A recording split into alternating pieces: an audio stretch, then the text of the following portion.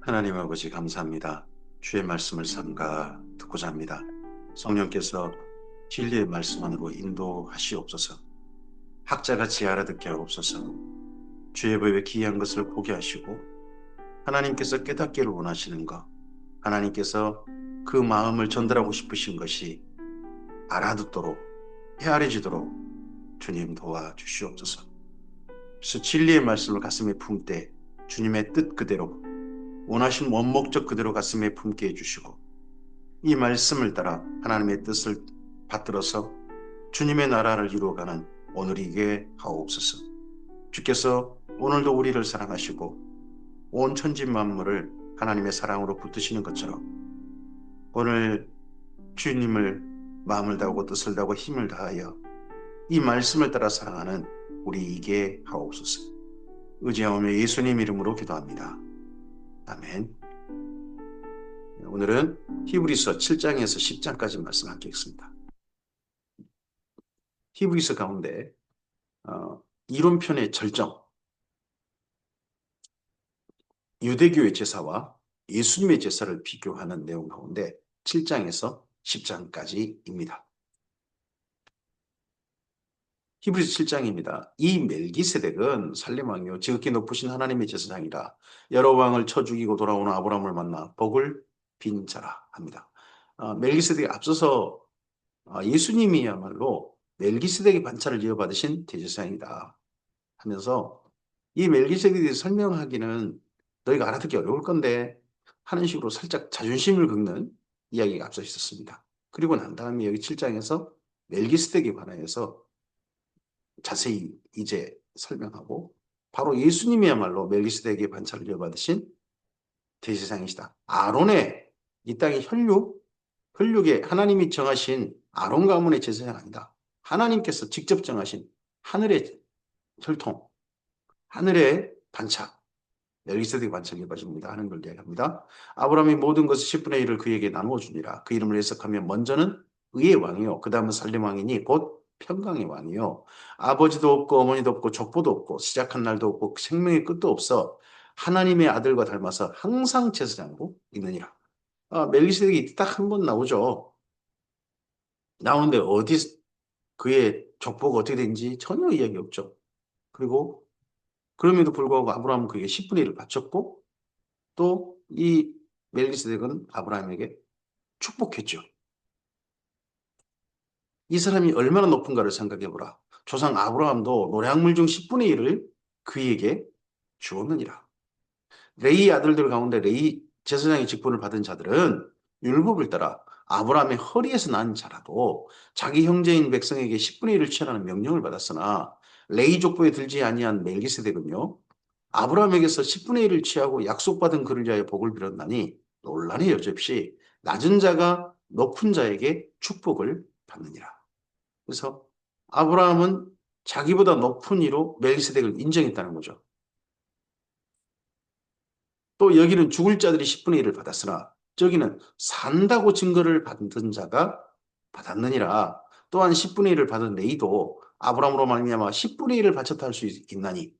왜냐 그러면 아브라함이 조상이니까 그 나중에 태어날 레이 후손들도 레이 지파도 아, 멜기세덱의 10분의 1을 바쳤다 할 수 있다는 거죠. 이는 멜기세덱이 아브라함을 만날 때에 레이는 이미 자기 조상의 허리에 있었습니다. 레위 계통의 제사 직분으로 말미암아 온전함을 얻을 수 있었으면 백성이 그 아래에서 율법을 받았으니 어찌하여 아론의 반차를 따르지 않고 멜기세덱의 반차를 따르는 다른 한 제사장을 세울 필요가 있느냐. 멜기세덱의 반차를 이어받은 제사장이 나올 것이다. 그분이야말로 멜기세덱 반차를 이어받은 제사장이다 하는 이야기를 다윗을 통해서 하나님께서 선포하게 하시고 시편으로 남기게 하셨죠. 제사 직분이 바뀌어졌은즉 율법도 반드시 바뀌어지니 여기 율법이 뭡니까? 제사제도 관련된 율법입니다. 제사제도 관련된 율법은 반드시 바뀌어야 된다는 겁니다. 제사 직분이 바뀌었으니까. 제사 직분 관련된 율법이 굉장히 많습니다. 구약성경에. 그것도 관련된 율법도 많아요. 제사 직접 율법도 많고 사실 이스라엘 민족과 이방인 구분법도 제사법과 관련되어 있고요. 장애인들은, 장애를 가진 사람들은 제사에 바칠 수 없다.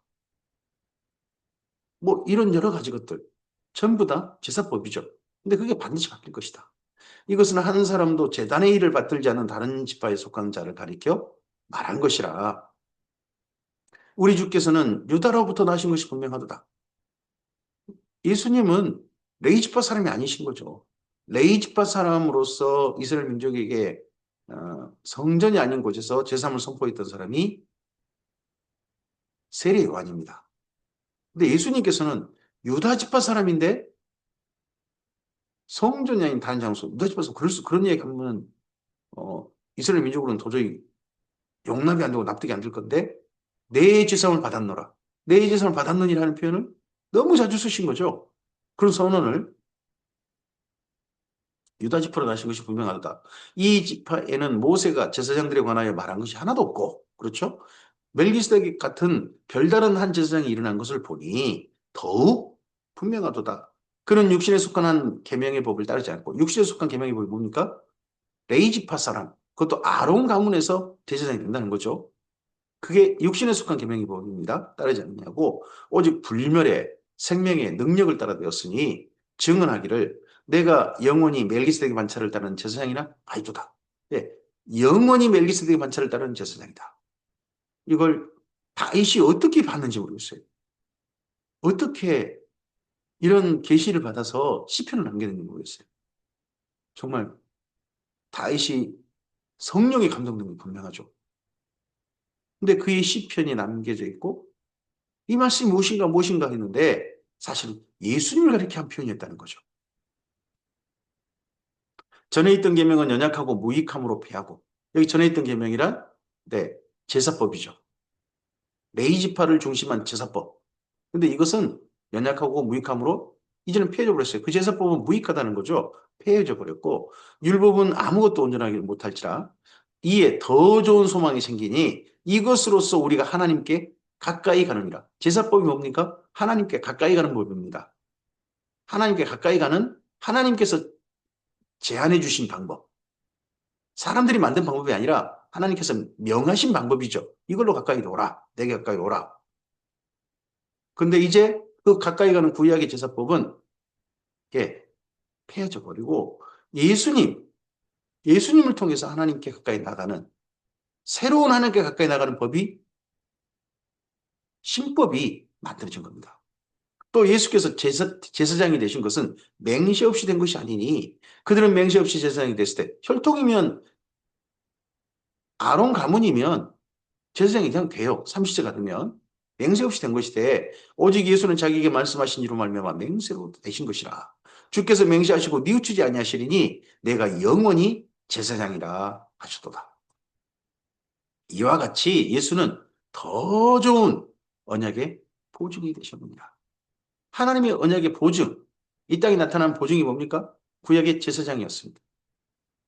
그를 통해서 하나님께서 선포하게 했습니다. 내 재산을 받았느니라. 너는 의롭다.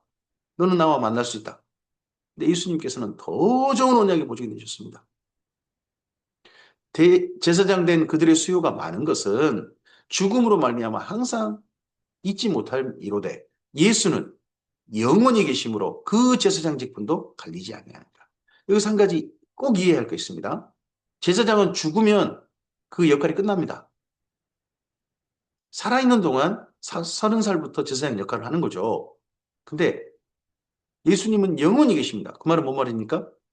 죽지 않는 몸으로 영원히 계신다는 뜻입니다. 사람으로서 영원히 존재하신다는 뜻입니다. 이 표현을 잘 기억하셔야 됩니다. 제사장으로서 예수님은 사람으로서 예수님이십니다. 살아있는 사람만이 제사장이 될 수 있습니다. 그러므로 자기를 힘입어 하나님께 나아가는 자들을 온전히 구원하실 수 있으니 이는 그가 항상 살아계셔서 그들을 위하여 간구하십니다. 항상 살아계신다는 표현은 뭐 영으로 존재한다는 말이 아닙니다. 사람으로서 항상 살아계신다는 뜻입니다. 이러한 대제사장은 우리에게 합당하니 거룩하고 악이 없고 도름이 없고 죄인에게서 떠나 계시고 하늘보다 높이 되시니라. 그는 저 대제사장들이 먼저 자기 죄를 위하고 다음에 백성의 죄를 위하여 날마다 제사 드린 것 같이 할 필요가 없으니 이는 그가 단번에 자기를 들여 이루셨습니다. 예수님께서는 자기를 위하여 제사 드릴 필요가 없었습니다. 죄가 없으셨으니까요. 그리고 영원히 거룩한 생명으로서 대제사로 나가실 뿐만 아니라 자기를 또한 영원한 제물이 되게 하셨습니다. 제물로 바치셨습니다. 자신이 제사물이 되셨고 또한 자신이 대제사장이 되셔서 성전 안으로 지성소로 휘장을 열고 휘장을 찢어버리시고 들어가셨습니다. 율법은 약점을 가진 사람들을 제사장으로 세웠거니와 율법 후에 하신 맹세의 말씀은 온전히 영원히 온전하게 되신 아들을 세우셨습니다. 다윗이 시편을 통하여 하나님께서 멜기세덱 관찰을 이어받으신 제사장이 될 것이다. 하나님이 맹세하셨다 하는 그 표현은 율법 이후죠. 다윗은 뭐 시내산 때 사람 아니잖아요. 율법 그때 세워질 때 사람이 아니고 그 후에 사람이니까요. 율법 이후에 하신 맹세라는 거죠. 히브리서 8장입니다. 지금 우리가 하는 말의 요점은 이러한 대제사장이 우리에게 있다는 것이라. 저들에게 있는 게 아니라 우리에게 있다. 이 히브리서가 무엇입니까? 유대교와 예수님을 비교하는 겁니다. 그럼 당신은 어디에 설 거냐는 거예요. 지금 여기 믿는 유대인들, 믿는 히브리인들, 이들 가운데 이들이 서 있는 곳이 바로 예수님 품 안이라는 겁니다. 예수님과 함께 있는 것이라는 겁니다.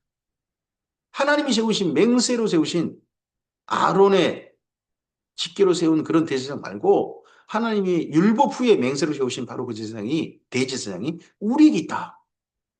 그는 하늘에서 지극히 크신 이의 보좌 우편에 앉으셨으니 성소와 참장막에 섬기시는 이시라. 이 땅의 성소가 아니라 하늘의 참장막. 대제사장이니까 섬기실 곳이 있어야 될 거 아니겠습니까? 이 장막은 주께서 세우신 것이요 사람이 세운 것이 아니니라. 모세가 하늘의 성막을 따라서 모형을 만든 게 이 땅의 성막인 거고요. 하나님의 하늘 성전을 보고서 다윗이 설계도를 그린 게 이 땅의 솔로몬 성전이지 않습니까? 사람이 세운 게 아니라 하늘에 본래 있는 그 성전, 그 성막. 대제사장마다 예물과 제사 드림을 위하여 세운 자니 그러므로 그도 무엇인가 드릴 것이 있어야 할지니라. 예수께서 만일 땅에 계셨더라면 제사장이 되지 아니하셨을 것이니 왜요? 이는 율법을 따라 예물을 드린 제사장이 지금 현재 존재해요. 이 히브리서 쓸 때 성전이 있단 말이에요. 예루살렘에. 그리고 제사장도 있고 대제사장들도 있죠. 대제사장 혼자가 아니라 여러 명, 두 명인지 여러 명인지 네 명인지 그렇게 있단 말이에요. 예수님은 그 성전에서 대제사장이 아니라 이 땅에 뭐라고 쓰면 그곳 대제사장이 아니라 하늘에서 대제사장이시라는 거죠. 그들이 섬기는 것은 여기 그들이란 이 땅에 있는 예루살렘 성전 중심한 사람들이죠. 그들이 섬기는 사두개파 하늘에 있는 것의 모형과 그림자라. 모세가 장막을 지으려 때 지시하심을 얻은 것 같으니 이르시되 삼가 모든 것을 산에서 내게 보이던 본을 따라 지으라 하셨느니라. 그 본, 모세가 이걸 따라 지으면 되겠구만 하고 보았던 본래 그 하나님의 성막, 하늘의 것. 그러나 이제 그는 더 아름다운 직분을 얻으셨으니 그는 더 좋은 언약, 약속으로 세우신 더 좋은 언약의 중보자시니라. 우리 예수님이 더 좋은 직분, 더 좋은 약속, 더 좋은 언약의 중보자로서 우리와 함께 계신다는 거죠.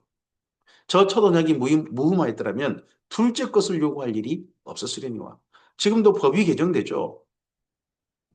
입법부를 통하여서 국회를 통해서 법이 개정됩니다. 이유가 뭡니까? 뭔가 그 법이 흠결이 있고 구멍이 있고 또 그 법이 도리어 본래 취지와 다르게 적용된다. 다르게 사용된다. 그럼 법을 개정하지 않습니까? 둘째 것이 요구되지 않습니까? 첫 번째, 만약에 구약의 제사제도, 이스라엘 민족의 제사제도, 그들을 위해 주신 성전의 제사제도가 그게 무흠했더라면 그게 그대로 효과가 있을 거고 흠결이 없다면 굳이 둘째 것을 요구될 일이 없다는 거죠. 둘째 것이 되었다면 첫째 것은 폐해지는 겁니다. 그들의 잘못을 지적하여 말씀하시되 주께서 이르시되 볼지어다 날이 이르리니 내가 이스라엘 집과 유다 집과 더불어 새 언약을 맺으리라. 또 주께서 이르시기를 이 언약은 내가 그들의 열조의 손을 잡고 애굽 땅에서 인도하여 내던 날에 그들과 맺은 언약과 같지 아니하도다. 그들은 내 언약 안에 머물러 있지 아니하므로 내가 그들을 돌보지 아니하였노라. 또 주께서 이르시되 그날 후에 내가 이스라엘 집과 맺을 언약은 이것이니 내 법을 그들의 생각에 두고 그들의 마음에 이것을 기록하리라. 나는 그들에게 하나님이 되고 그들은 내게 백성이 되리라. 예, 여기 지금 히브리서 8장에서 인용되는 말씀은 에레미야 31장 31절부터 34절까지 말씀입니다. 새 언약을 맺을 것이다 하신 말씀이 인용되고 있는데 이 말씀이 바로 뭐냐? 예수님의 십자가를 통해서 맺으신 바로 그 언약이다 하고 이 말씀을 인용하고 있는 겁니다. 또 각각 자기 나라 사람과 각각 자기 형제를 가르쳐 이르기를 주를 알라 하지 아니할 것은 그들이 작은 자로부터 큰 자까지 다 나를 알미라. 내가 그들의 불을 긍휼히 여기고 그들의 죄를 다시 기억하지 아니하리라 하셨느니라. 여기까지가 예레미야 31장 31절부터 34절까지 인용입니다. 새 언약, 이 말씀 가운데 새 언약이라 말씀하셨음에 첫 것은 낡아지게 하신 것이니 낡아지고 새하는 것은 없어져 가는 것이라. 예, 첫 것은 새해진다. 그 첫 것이 뭡니까? 모든 구약의 율법을 전체를 말하는 게 아닙니다. 제사제도. 제사제도의 그 율법입니다. 히브리서 9장입니다. 첫 언약에도 섬기는 예법과 세상에 속한 성소가 있더라. 예비한 첫 장막이 있고 그 안에 등잔대와 상과 진설병이 있으니 이는 성소라 일컫고 또 둘째 휘장 뒤에 있는 장막을 지성소라 일컫나니 금양로와 사면을 금으로 싼 언약궤가 있고 그 안에 만나를 담은 금항아리와 아론의 쌍난 지팡이와 언약의 돌판들이 있고 그 위에 속죄소를 덮은 영광의 그룹들이 있으니 이것들에 관하여는 이제 낱낱이 말할 수 없노라 합니다. 어, 여기 히브리서의 그 구약 성경의 구약의 성소의 장면 설명은 일부 조금 좀 본래 표현과는 좀 다른 것이 있습니다. 본래 표현과는. 하지만 또 한편 또 생각해 봐야 될 게, 이런 부분들은 약간의 조금 좀 오해가 있을 수 있는 그런 부분도 약간 있었나 보다 하는 생각을 좀 해볼 수 있습니다. 속죄소를 덮는 그 법궤 안에, 속죄소 언약궤 안에 금항아리, 쌍난 지팡이, 언약의 돌판들이 들어있었다. 함께, 세 개가 함께 들어있었다 하는 표현 여기만 있고요. 구약 성경의 본래는요, 그 언약궤 안에는 오직 언약의 돌판만 들어있고, 그 돌판 바로 그 언약궤 앞에, 바로 앞에 바뀝니다. 앞에다가 쌍난 지팡이와 금항아리를 둔 걸로 되어 있습니다. 이건 양쪽의 표현이 좀 살짝 다르다는 겁니다. 이 모든 것을 이같이 예비하였으니 제사장들이 항상 첫 장막에 들어가 섬기는 예식을 행하고 오직 둘째 장막이 어디입니까? 지성소죠. 대제사장이 홀로 1년에 한 번 들어갔죠. 언제요? 대속죄일에. 대속죄일에 자기와 백성의 허물을 위하여 드리는 피 없이는 아니하나니 반드시 피를 가지고 들어갔죠. 양 2마리를 또는 염소 2마리를 준비해가지고 그 중에 한 마리의 피를 가지고 들어갔지 않습니까? 성령이 이로써 보이신 것은 첫 장막이 서 있을 동안에는 성소에 들어가는 길이 아직 나타나지 아니한 것이라. 성소와 지성소 사이를 휘장으로 막아버렸죠. 그 길이 보이지 않습니다. 앞이. 그 안에가 보이지 않아요. 이 장막은 현재까지 비우니 이를 따라 드리는 예물과 제사는 섬기는 자를 그 양심상 온전하게 할 수 없나니 이런 것은 먹고 마시는 것과 여러 가지 씻는 것과 함께 육체의 예법일 뿐이며 개혁할 때까지 남겨둔 것이라. 이 살아있는 동안, 육체입법이란 이 땅에 생명을 가지고 있는 동안, 우리가 살아있는 동안만 필요한 율법이라는 겁니다. 예법이라는 겁니다. 이 예법을 가지고 죽음 이후 우리 영혼까지 완전히 영혼이 거룩하게 되는 거기까지 갈 수 없다는 겁니다. 육체 예법이다. 먹고 마시는 것, 우리 몸에 살아있는 동안 필요한 거죠. 여러 가지 씻는 것도요. 살아있는 데 필요합니다. 구약의 제사제도 이스라엘 민족이 살아있는 동안만 필요했던 예법이라는 겁니다. 근데 이건 개혁할 때까지만 존재했습니다. 드디어 근데 개혁이 된 거죠. 그게 예수님의 십자가의 제사입니다. 그리스도께서는 장래 좋은 일의 대제사장으로 오사 손으로 짓지 아니한 것, 곧 이 창조에 속하지 아니한 더 크고 온전한 장막으로 말미암아 염소와 송아지의 피로 하지 아니하고 오직 자기 피로 영원한 속죄를 이루어서 단번에 성소에 들어가셨습니다. 예수님께서도 성소에 대제사장으로 들어가셨다는 겁니다. 근데 이 땅의 성소가 아닙니다. 하늘 성소. 본래 모세가 보고서 그렸던 하나님께서 본래 사람으로 손을 짓지 않는 그 성소에 예수님께서 대제사장으로서 들어가셨는데 자기 피를 가지고 들어가시다는 겁니다. 십자가의 피로서. 그 십자가가 바로 우리의 제단인 겁니다. 예수님께서 그 십자가를 통하여서 자신을 바치심으로 새 언약의 시작이 이루어진 겁니다. 염소와 항소의 피와 및 암송아지의 죄를 뿌린 척 부정한 자에게 뿌려 그 육체를 정결하게 하여 거룩하게 하거든. 그 육체를 정결하게 하여 거룩하게 하거든. 하물며 영원하신 성령으로 말미암아 흠없는 자기를 하나님께 드린 그리스도의 피가 어찌 너희 양심을 죽은 행실에서 깨끗하게 하고 살아계신 하나님을 섬기게 하지 못하겠느냐. 구약의 제사제도가 육체를 정결하게 하는 정도? 그 정도 효과인 거예요. 근데 예수님의 보혈은요, 우리 속사람까지 정결하게 합니다. 그렇게 정결하게 됐다면 이제는 양심이 살아서 깨끗한 양심으로서 살아계신 하나님을 섬기게 하는 그런 삶으로 나아갈 수 있다는 거죠. 이로 말미암아 그는 새 언약의 중보자시니 이는 첫 언약 때의 범한 죄에서 속량하려고 주고사 부르심을 입은 자로 하여금 영원한 기업의 약속을 얻게 하려 하십니다. 잠시의 기업도 아니죠. 영원한 기업의 약속을 얻게 하려 하십니다. 이 장에서 말한 장래 기업이죠. 유언한 자가 죽어야 되나니 유언은 이 사람이 죽은 후에야 유효한즉 유언한 자가 살아있는 동안에는 효력이 없느니라. 이러므로 첫 언약도 피 없이 세운 것이 아니니 모세가 율법대로 모든 계명을 온 백성에 말한 후에 송아지와 염소의 피 및 물과 붉은 양털과 우슬초를 취하여 그 두루마리와 온 백성에 뿌리며 이르되 이는 하나님이 너희에게 명하신 언약의 피라 하고 또 이와 같이 피를 장막과 섬기는 일에 쓰는 모든 그릇에 뿌렸느니라. 여기 어디입니까? 출애굽기 24장 풍경입니다. 24장의 시내산에서 모세가 먼저 율법을 읽어주죠. 낭독을 합니다. 그리고 백성들이 그게 지키겠다 약속하죠. 그럴 때 피 절반을 먼저 뿌려놓고 그리고 송아지를 쪼개서 양쪽으로 갈라놓고 그리고 선포하고 난 다음에 이 선포 후에 송아지 길을 걷는 거죠. 사이를 걷고 그러고 난 다음에 나머지 피를 그들에게 뿌려서 언약을 성사시켰습니다. 신에서 나온 언약, 율법 언약이죠. 율법을 따라 거의 모든 물건이 피로서 정결하게 되나니 피 흘림이 없은즉 사함이 없느니라. 첫 언약도 피로써 맺었습니다. 그러므로 하늘에 있는 것들의 모형은 이런 것들로서 정결할 필요가 있었으나 짐승의 피로서 정결하게 할 필요가 있었죠.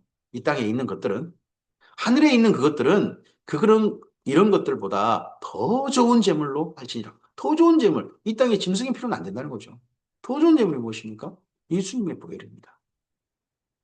그리스도께서는 참것의 그림자인 손으로 만든 성소에 들어가지 아니하시고 바로 하늘에 들어가사 그 하늘에 들어가사 이제 우리를 위하여 하나님 앞에 나타나시고 대제사장이 해마다 다른 것의 피로써 성소에 들어가는 것 같이 자주 자기를 드리려고 아니하실지니 그리하면 그가 세상을 창조할 때부터 자주 고난을 받았어야 할 것이로되 이제 자기를 단번에 제물로 드려 죄를 없이 하시려고 세상 끝에 나타나셨습니다.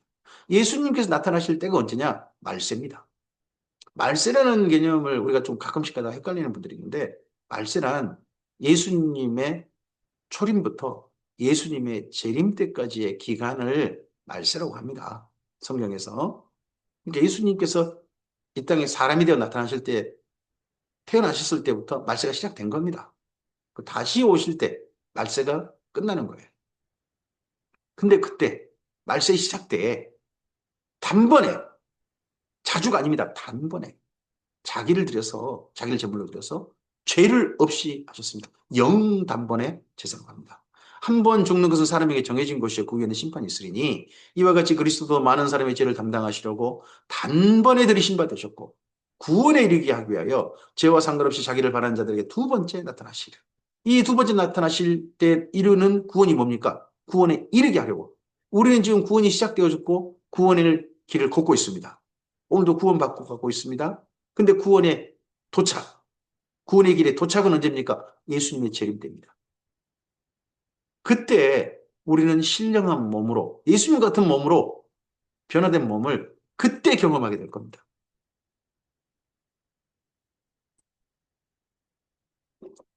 히브리 10장입니다. 율법은 장차 올 좋은 일의 그림자일 뿐이요. 참 형상이 아니므로 해마다 늘 드리는 같은 제사로는 나오는 자들을 언제나 온전하게 할 수 없느니라. 한 번 제사 드리고 그 제사가 온전하게, 영원히 온전하게 되느냐? 그렇지 않다는 거죠. 매년 똑같은 제사를 반복해야 돼요. 그러니까 1년 유예인 거죠. 1년 유예. 1년짜리 요구. 그렇지 않으면 섬기는 자들이 단번에 정결하게 되어 다시 죄를 깨달을 일이 없으리니 어찌 제사 드리는 일을 그치지 아니하였으리요. 그러나 이 제사들에는 해마다 죄를 기억하게 하는 것이 있나니 이는 황소와 염소의 피가 능히 죄를 없이 하지 못함이라. 그러므로 주께서 세상에 임하실 때에 이르시되 하나님이 제사와 예물을 원하지 아니하시고 오직 나를 위하여 한 몸을 예비하셨도다. 번제와 속죄제는 기뻐하지 아니하시나니 이에 내가 말하기를 하나님이여 보시옵소서 두루마리 책에 나를 가리켜 기록된 것 같이 하나님의 뜻을 행하러 왔나이다 하셨느니라. 네, 여기는 호세아서 말씀과 시편 말씀을 함께 인용을 했습니다. 위에 말씀하시기를 주께서는 제사와 예물과 번제와 속죄제는 원하지도 아니하고 기뻐하지도 아니하신다 하셨고 이는 다 율법을 다 드리는 거죠. 그 위에 말씀하시기를 보시옵소서 내가 하나님의 뜻을 행하러 왔나이다 하셨으니 그 첫째 것을 빼앗으면 둘째 것을 세우려 하심이라. 이 말씀이 사실 다윗이 우리 안에 바세바를 범하고 난 다음에 어, 나단 선지자에 만나고 그 죄를 고백하고 자백하고 그리고 나서 그가 제사를 드리지도 않았는데 하나님께 당신의 죄를 용서하신다고 하십니다. 그러나 당신이 그 죄에 대한 책임은 져야 될 겁니다. 하는 선포를 나단을 통하여 받습니다. 제사도 안 드렸어요. 그러고 난 다음에 올려드린 시편이 있어요. 그 시편 말이죠. 시편 40편인가요? 그 시편 속에 이 내용이 들어있습니다. 다윗이 제사 드린 것도 아닌데 하나님께서 그를 용서하셨다고 하신 말씀에 감격해서 이 시편이 올려져 있습니다. 그 후에 하나님 뜻을 행하겠다. 다시는 이런 잘못 하지 않고 하나님의 뜻을 받들어서 죄에 대한 책임을 물으시면 그 책임을 감당하고 그리고 하나님의 사람답게 살겠다 하고 고백했던 내용인데 그 고백이 사실은 나중에 예수님과도 연결될 줄 그거 어떻게 알겠습니까? 근데 시편 말씀이 그렇게 남겨져 가지고 예수님의 이 십자가 사건까지 연결하는 말씀이 인용이 된 거죠. 이 뜻을 따라 예수 그리스도의 몸을 단번에 들이심으로 말미암아 우리가 거룩함을 얻었노라. 제사장마다 매일 서서 섬기며 자주 같은 제사를 드리되 이 제사는 언제나 죄를 없게 하지 못하거니와 오직 그리스도는 죄를 위하여 한 영원한 제사를 드리시고 하나님 우편한 제사 이걸 우리는 영단번의 제사라고 합니다. 그 후에 자기 원수들을 자기 발등상에 되게 하실 때까지 기다리시나니 그가 거룩하게 된 자들을 한 번의 제사로 영원히 온전하게 하셨느니라.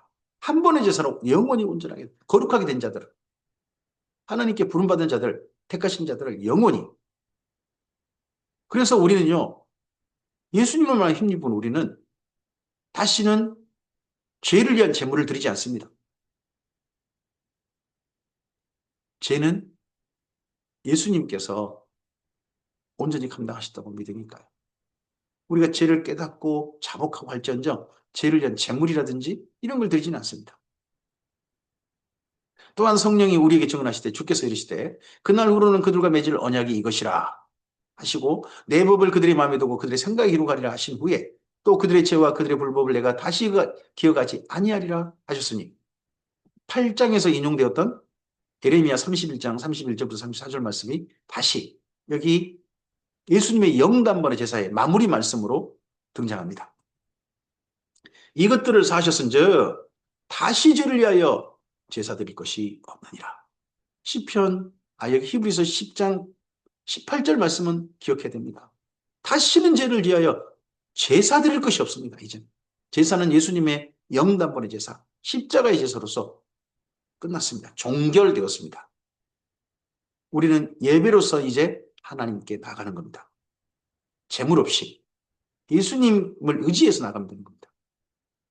그리고 우리에게 대제사장은 이제부터 아론의 가문의 사람들이 아니고 멜기세덱 반차를 이어받으신 예수님이야말로 우리의 영원한 대제사장이십니다. 그러므로 형제들아, 우리가 예수의 피를 힘입어 성소에 들어갈 담력을 얻었나니 그 길은 우리를 위하여 휘장 가운데 열어놓으신 새로운 살 길이요. 휘장은 곧 그의 육체니라. 휘장을 찢으셨습니다. 예수님의 십자가를 지시면서 그 생명을 바치시면서 휘장이 찢어져 버렸습니다. 이 땅에 성소는 더 이상 쓸모없게 된 겁니다. 그와 함께 언약식 때 송아지를 반으로 쪼갭니다. 그리고 그 사이길을 걸어서 하나님과 언약을 맺습니다. 예수님께서 자기 몸을 십자가에서 찢으셨습니다. 그 찢어진 몸 사이로 길을 낸 그 길을 따라서 우리가 하나님 아버지께 나가는 겁니다. 이건 유일한 길입니다. 예수께서 말씀하셨습니다. 내가 곧 길이다. 나로 말미암지 자고는 아버지께 올 자가 없다. 바로 그 길입니다.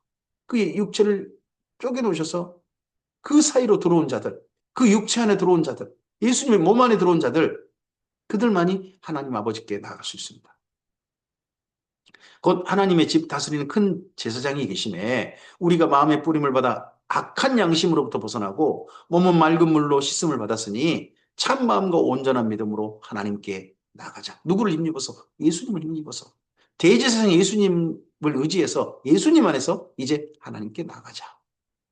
이스라엘 민족의 저 성전에 예루살렘의 성전 거기 따라서 하나님께 나가자. 그건 이제 잊어버리라. 그건 폐해졌다. 예수님 안에서 우리가 하나님께 나가자. 재물 필요 없다. 예수님이 영원한 재물이 되셨다.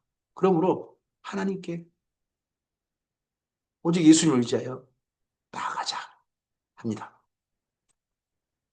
또 약속하신 이를 미쁘시니 우리가 믿는 도리의 소망을 움직이지 말고 굳게 잡고 서로 돌아보아 사랑과 선행을 격려하며 모이기를 피하는 어떤 사람의 습관같이 하지 말고 오직 권하여 그날이 가까움이 볼수록 더욱 그리하자. 자, 여기 히브리서가 드디어 적용이 실전됩니다. 이제는 다시는 죄를 위하여 제사 드릴 것이 없다. 그럼 이제 우리 어떻게 살아야 되는데 첫 번째 적용이에요. 예수님을 의지해서 하나님께 우리가 나가자는 겁니다. 우리가 나가자. 우리가 나가자. 그와 함께 삶 속에서 제사를 말합니다. 그래서 공동체의 제사, 하나님께 함께 나가는 제사가 있고 삶을 통하여서 각각 개인이 드리는 제사가 있습니다. 삶은요, 각자의 제사입니다. 산 제사예요. 그리고 나서요, 함께 모여서 공동의 제사로, 공동의 예배로 하나님께 나아갑니다. 하지만 재물이 필요 없습니다. 제단도 없습니다. 오직 예수님을 통해서 하나님께 나아가는 겁니다. 우리가 진리를 아는 지식을 받은 후 짐짓죄를 범한 후 다시 속죄하는 제사가 없고 오직 무서운 마음으로 심판을 기다리는 것과 대적한 자를 태울 맹렬한 불만이 있으리라. 이러함에도 불구하고 이를 따르지 않는다면, 이런 하나님의 새로운 길로 나아가지 않는다면 그건 하나님의 은혜를 거절하는 것이고 하나님의 초대를 거절하는 것이니까, 그럼 거절한 것에 대한 심판을 기다리는 것, 그리고 하나님 뜻을, 이런 하나님의 초대를 대적하는 자들, 그들을 향한 맹렬한 불, 그것만 기다릴 수밖에 없을 것이다. 경고죠. 아주 무서운 경고입니다. 모세의 볼을 피한 자도 두세 증인으로 말미암아 불쌍형을 받지 못하고 죽었거든. 하물며 여기 29절 말씀이 유대교로 돌아갈 때 의식입니다. 하나님의 아들을 짓밟고 자기를 거룩하게 한 언약의 피를 부정한 것으로 여기고 은혜의 성령을 욕되게 하는 자들이 당연히 받을 형벌은 얼마나 더 무겁겠느냐, 너희는 생각을 합니다. 유대교로 돌아갈 때, 예수님을 믿는 무리로 돌아갔다가 다시 돌아갈 때, 첫째, 유대교 사람들 앞에서 예수님을 이름을 쓴 어떤 것들을 짓밟아야 되는 것 같습니다. 그리고 예수님의 보혈에 대해서 선포해야 됩니다. 부정하다. 저주받은, 그 피는 저주받았다고. 저주받은 자의 피라고. 저주의 피라고 이렇게 선포해야 되고. 그리고 교회가 받은 성령님, 교회 가운데 강림하셔서 임재에 계신 성령님을 악령이라고 욕을 해야 되는 것 같습니다. 예전에 예수님을 바알세불 들렸다 했던 그런 전통을 따라서 바알세불을 따른 귀신들이 지금 교회 예수님을 믿는 무리들 속에 들어있는 거다. 거기는 귀신의 무리, 귀신의 영을 받는 데다 라고 선포를 해야 된다는 겁니다. 그러고 난 다음에 유대교로 돌아가야 됩니다. 이렇게 돌아간 자들은 나중에 형벌을 결코 면치 못할 것이다. 6장에서 한 번 경고했는데 여기 10장에서도 한 번 더 경고합니다. 원수 갚는 것이 내게 있으니 내가 갚으리라 하시고 또다시 주께서 그의 백성을 심판하리라 말씀하신 것을 우리가 아노니 살아계신 하나님의 손에 빠져 들어가는 것이 무서울진저. 전날에 너희가 빛을 받은 후에 고난의 큰 싸움을 견뎌낸 것을 생각하라. 지금 여기 이불을 쓸 때 정도면 예수님 믿고 난 다음에 지금 30년이 훨씬 넘었죠. 그런 기간 동안 출교당하고 얼마나 힘겹게 살았는지가 이 속에 나옵니다. 혹은 비방과 환란으로서 사람에게 공격을 되고 이 출교 때 풍경입니다. 출교 때 이런 일을 당했어야 됐습니다. 비방, 사람들 모욕과 저주를 다 당해야 되죠. 그리고 환란, 40에 하나 감한매를 맞아야 되죠. 그걸 구경 당해야 됩니다. 혹은 이런 형편인 자들과 사귄 자들이었습니다. 어떻게 보면 교회 유대인들이 믿는 유대인들의 교회 모임은 왕따들의 모임, 아웃사이더들의 모임, 뭐 그런 모임 비슷한 겁니다. 너희가 갇힌 자를 동정하고 심지어 그 위에 유대교부터 계속적인 핍박을 받아가지고 유대교가 강렬하게도 그런 사람들 가운데 로마 법에 또 고소해가지고 옥에 갇히게 만들고 너희 소유를 빼앗은 것도 재산도 몰수당하고 그런 일을 기쁘게 당한 것은 더 낫고 영구한 소유가 있는 줄 압니다. 장차올 소망, 장차올 하나님의 나라, 장차올 하나님의 구원, 그걸 바라고 견뎠다 하는 거죠. 그러므로 너희 담대함을 버리지 말라. 이것이 큰 상을 얻게 하느니라. 너희에게 인내가 필요하면 한결같이 그 길을 꿋꿋이 걸어가고 흔들리지 않아야 한다는 거죠. 여기 인내는 참는 게 아닙니다. 지금까지 그는 올바른 길을 한결같이 걸어가는 겁니다. 그리고 올바른 데 서서 주변에 어떠한 일이 있어도 흔들리지 않는 겁니다. 그게 인내입니다. 너희가 하나님의 뜻을 행한 후에 약속하신 것을 받기 위함이라. 잠시 잠깐 오면 오실 이가 오시리니 지체하지 아니하시리라. 이 말씀하고 난 다음에 2000년이 지났어요. 잠시 잠깐. 그래서 하나님의 잠시와 우리의 잠시가 다릅니다. 하나님께서 잠깐 화를 내시는데 70년이 지나버리시고요. 그렇습니다. 우리의 시간을 따라 하나님을 보지 말아야 됩니다. 하나님은 우리의 시간을 계산을 되실 분이 아닙니다. 하나님은 잠시 잠깐 오겠지만 우리는 또 우리의 시간 속에 서 있습니다. 나의 의인은 믿음으로 말미암아서 아니라 또한 뒤로 물러가면 나의 마음이 그를 기뻐하지 아니하리라 하셨느니라. 우리는 뒤로 물러가 멸망할 자가 아니요. 뒤로 물러간다는 게 뭡니까? 그 자리에서 뒤로 빠져버리는 겁니다. 용기 있게 삶을 향해 나가는 게 아니라 점점 뒤로 주춤주춤 물러가는 거죠.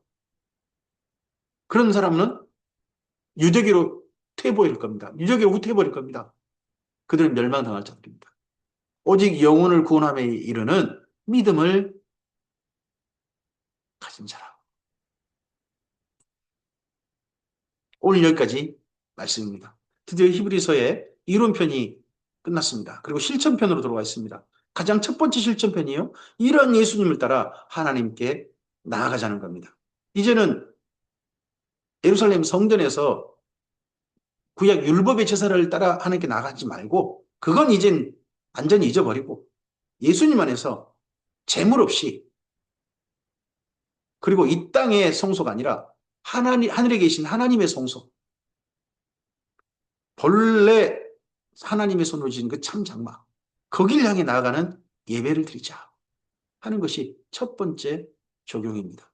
그리고 경고 내용이 들어있습니다. 그리고 격려 내용이 들어있습니다. 오늘 우리의 삶도 주님 안에서 한결같이 여기까지 걸어온 삶 중에 하루입니다.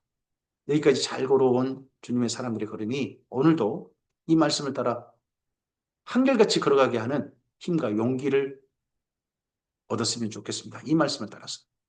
그리고 다시 한번 우리에게를 인내로서 걸어가되 주께서 돌보시는 예수님의 보혈 안에 하나님 베푸신 그 예수님의 십자가의 은혜 안에 우리의 삶이 오늘도 주의 사람들 걸어가는 이 하루였으면 좋겠습니다. 예수님께서 우리의 영단번의 제사를 드리신 대제사장이 되셨습니다.